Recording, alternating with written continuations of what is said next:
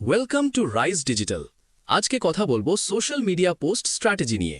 Social media engagement শব্দটা শুনলেই কেমন যেন একটা রহস্য মনে হয়, তাই না? আজকের এই বিশ্লেষণে আমরা ঠিক এই ধাঁধাটাই সমাধান করার চেষ্টা করব। জানব এমন ৮টা শক্তিশালী স্ট্র্যাটেজি যেগুলো যে কোনো কন্টেন্টকে সবার চোখে পড়ার মতো করে তুলতে পারে। কখনো কি ভেবেছ কেন কিছু পোস্ট সোশ্যাল মিডিয়ায় আগুনের মতো ছড়িয়ে যায় আর কিছু পোস্টের যেন কোনো অস্তিত্বই থাকে না? দেখতে মনে হয় সবই বুঝি ভাগ্যের খেলা, কিন্তু সত্যি কথা হলো এর পেছনে ভাগ্য নয়, কাজ করে একটা পরিষ্কার আর স্ট্র্যাটেজিক ফ্রেমওয়ার্ক। এই পুরো গেমটা দাঁড়িয়ে আছে ৩টে মূল পিলারের ওপর।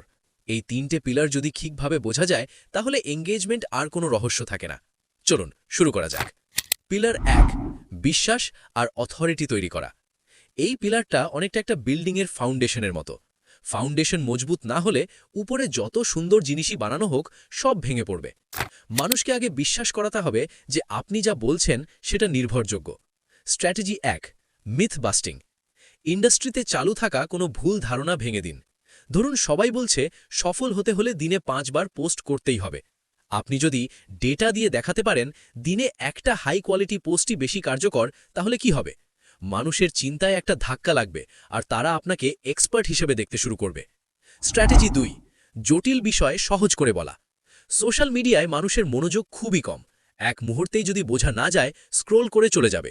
তাই কঠিন বিষয়কে সহজ করে বোঝানোর ক্ষমতা এখন আর বিলাসিতা নয়, এটা টিকে থাকার শর্ত। স্ট্র্যাটেজি ৩, হাম্বল কেস স্টাডি। নিজের সাফল্যের গল্প বলুন, কিন্তু বিনয়ের সাথে। শুধু রেজাল্ট দেখালে মানুষ ইমপ্রেস হয়, কিন্তু প্রসেস দেখালে বিশ্বাস করে। স্ট্রাগল, ভুল আর শেখার গল্প শেয়ার করুন, এটাই সত্যিকারের অথরিটি তৈরি করে। পিলার ২, মানবিক সংযোগ তৈরি করা। এবার আসি দ্বিতীয় পিলারে। এখানে শুধু তথ্য নয়, এখানে ইমোশন কাজ করে। স্ট্র্যাটেজি ৪, নিজের দুর্বলতার গল্প বলা। সাফল্যের পেছনের ব্যর্থতার গল্প অনেক বেশি শক্তিশালী। এগুলোই আপনাকে রিয়েল আর রিলেটেবল করে তোলে। স্ট্র্যাটেজি ৫, হালকা ও রিলেটেবল কন্টেন্ট। সব সময় গুরুগম্ভীর হবার দরকার নেই। মাঝে মাঝে এমন কন্টেন্ট বানান যা দেখে মানুষ বলে এই কথাটা তো একদম আমার মনের কথা। এটাই কমিউনিটি ফিলিং তৈরি করে। স্ট্র্যাটেজি ৬, স্বাস্থ্যকর বিতর্ক।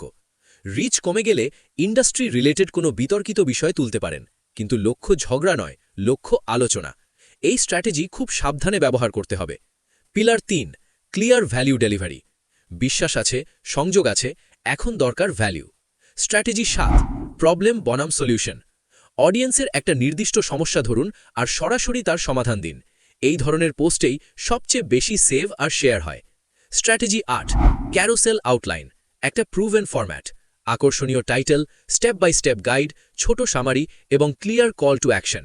এই ফরম্যাটে কন্টেন্ট বানালে ভ্যালু অটোমেটিক ডেলিভার হয়।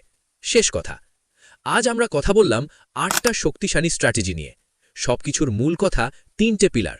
১, বিশ্বাস আর অথরিটি। ২, মানবিক সংযোগ। ৩, বাস্তব ভ্যালু। মনে রাখবেন, সোশ্যাল মিডিয়া কোনো ১০০ মিটার দৌড় নয়, এটা একটা ম্যারাথন। এই ৩টে পিলারের ওপর কাজ করে গেলে দীর্ঘমেয়াদী সাফল্য আসবেই। এখন প্রশ্ন হলো, এই ৮টা স্ট্র্যাটেজির মধ্যে কোনটা আপনি আপনার পরবর্তী কন্টেন্টে আগে ব্যবহার করবেন?